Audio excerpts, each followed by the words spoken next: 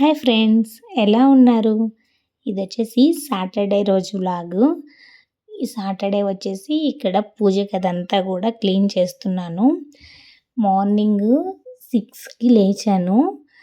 6కి లేచితే చిన్న పాపను పట్టుకొని చేయడం చాలా కష్టమైపోయింది. అసలు 11 అయిపోయింది పూజ చేసేసరికి. రోజు నిద్రపోతూ ఉంటుంది. కానీ సాటర్డే ఇంకా పాప ఇంకా మా హస్బెండ్ ఇంటి దగ్గరే ఉంటారు కదా, అందుకని అస్సలు నిద్రపోలేదు. ఎంతసేపు సతాయిచ్చిందంటే ఏడుస్తూనే ఉండింది. ఇంకా అట్లా పాపని కాసేపు చూసుకుంటూ ఇట్లాగా పూజ గదంతా క్లీన్ చేసుకునేసరికి చాలా టైం అయిపోయింది అసలు. ఇక్కడ చూడండి, వెంకటేశ్వర స్వామికి నామం పెడుతున్నాను. అదేంటో చేత్తో పెడితేనే ఫీల్ ఉంటుంది కదా, నేను ఎప్పుడూ ఆ బడ్స్తో పెట్టలేదులే, ఫస్ట్ టైం అనమాట. నామం ట్రై చేశాను కానీ అంతగా అనిపించలేదు. సో ఇంకా చేత్తోనే పెట్టేశాను.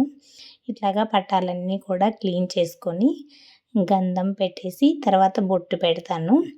ఇది వచ్చేసి నాకు తెలిసిన పూజ ఇట్లా చేసుకుంటానన్నమాట.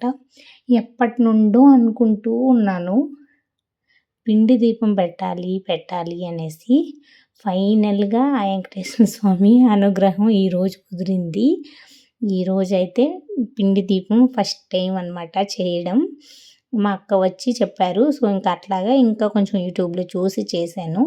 కొంచెం పాలు ఎక్కువ పడిపోయాయి, కొంచెం జారైపోయింది. నాకు ముందే కొంచెం నేనైతే పిండి పక్కన పెట్టుకున్నాను.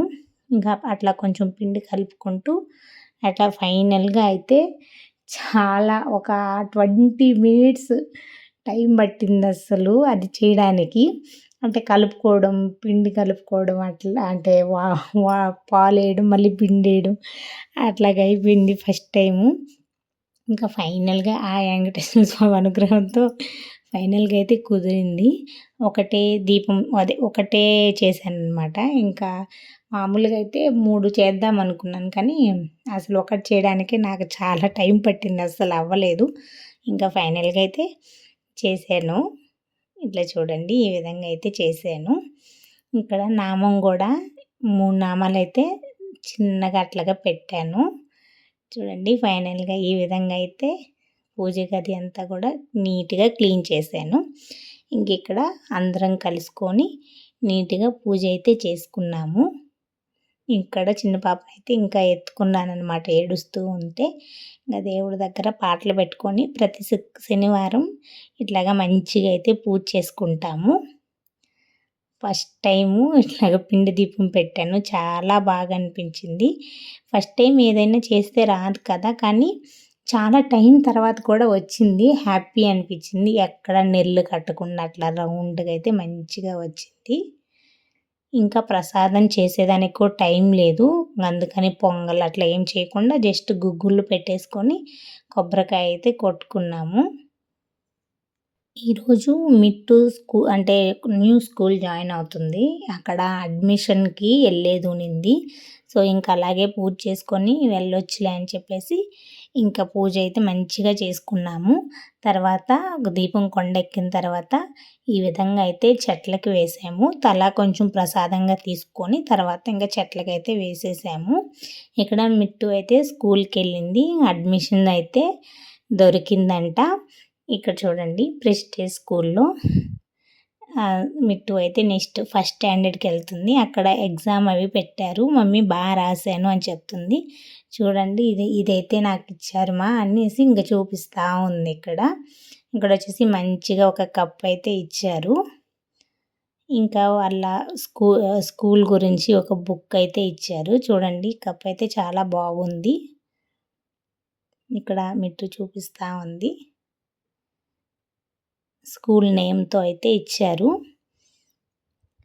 ఇంకా మమ్మీ స్కూల్ ఫీజు కట్టాము, ఇంకా అదంతా కూడా చూపిస్తూ ఉన్నారు. ఇక్కడ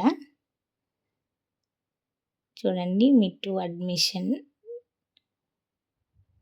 స్కూల్ అయితే చాలా బాగుంది మమ్మీ, నాకు చాలా బాగా నచ్చింది అనేసి చెప్తూ ఉంది. ఫైనల్గా చాలా రోజుల తర్వాత ఆల్మోస్ట్ 1 మంత్ నుండి వెళ్ళాలి అనుకుంటే అస్సలు టైమే దొరకలేదు. ఇంకా ఫైనల్గా ఈరోజైతే వెళ్ళేసి అడ్మిషన్ తీసుకొని వచ్చేసారు. సాటర్డే రోజు నేను ఇట్లాగా సజ్జలతో దోసలు చేశాను. చాలా బాగున్నాయి. ఇదొచ్చేసి ఒక 2 గ్లాసులు మనము సజ్జలు తీసుకుంటే, ఒక గ్లాస్ మినపప్పు తీసుకోవాలి. మీకు కొంచెం క్రిస్పీగా కావాలి అనుకుంటే కొద్దిగా బియ్యం కూడా వేసుకోవచ్చు. నేను కొద్దిగా బియ్యం కూడా వేశాను. ఇది ఒక 7 అవర్స్ నానబెట్టిన తర్వాత ఇట్లా బాగా మిక్సీకి వేసుకోవాలి. తర్వాత నైట్ అంతా పిండి పులిసిన తర్వాత పొద్దున్నే దోసలు వేసుకుంటే చాలా బాగొస్తాయి. నేను ఈ పిండితో వచ్చేసి పొంగనాలు కూడా చేశాను. చాలా బాగున్నాయి టేస్టు. మెత్తగా వచ్చాయి. అంటే మిల్లెట్స్ కదా! ఇవంతా హెల్తీ కదా! సో, అప్పుడప్పుడు ఇలాగా దోసలు, పొంగనాలు ఇట్లా కూడా చేసుకోండి. చాలా బావుంటాయి. నేను ఫస్ట్ టైమ్ అనమాట చేశాను. చాలా బాగా వచ్చాయి. అంటే వస్తాయో రావో అని డౌట్‌గా ఉండింది. కానీ చాలా మంచిగా వచ్చాయి. సో, ఇంకిక్కడ ఈవినింగ్ వచ్చేసి పొంగనాలు చేసిచ్చాను. అదే పిండితో మంచిగా వచ్చింది. పొంగనాలు వస్తాయా రావా అనుకున్నాను. అంటే దోస వచ్చింది కానీ పొంగనాలు వస్తాయా రావా అని డౌట్‌గా ఉండింది. కానీ చాలా పర్ఫెక్ట్‌గా వచ్చినాయి పొంగనాలైతేను.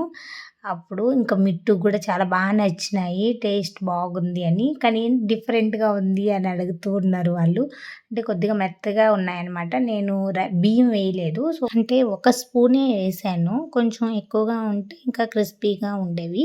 అంటే మీరు కానీ క్రిస్పీగా కావాలి అని అనుకుంటే కొద్దిగా బియ్యం ఏసుకోండి. అంటే ఒక హాఫ్ గ్లాస్ అలాగా వేసుకోవచ్చు బియ్యం. కొంచెం క్రిస్పీగా వస్తాయి. ఇక్కడ చూడండి ఇట్లాగా క్యారెట్ అదంతా కూడా మనం సన్నంగా తురుము పట్టేసుకొని, ఆనియన్స్, పచ్చిమిర్చి ఇవంతా సన్నగా కట్ చేసుకొని పొంగనాలు చేసుకుంటే భలే టేస్ట్‌గా ఉంటాయి. నేనెప్పుడు చేసినా ఇట్లాగే చేస్తాను. అంటే మిట్టు వచ్చేసి క్యారెట్ అంతగా తినదు. సో, ఇలా చేస్తే తింటదనమాట. సో, ఇదండి ఈరోజు వ్లాగు. వీడియో గాని నచ్చినట్లయితే లైక్ చేయండి. అలాగే ఎవరైనా ఫస్ట్ టైమ్ ఛానల్ చూస్తున్నట్లయితే సబ్స్క్రైబ్ చేసుకోండి. Thanks for watching. చూడండి పొంగనాలు ఎంత బాగొచ్చాయో. Bye bye.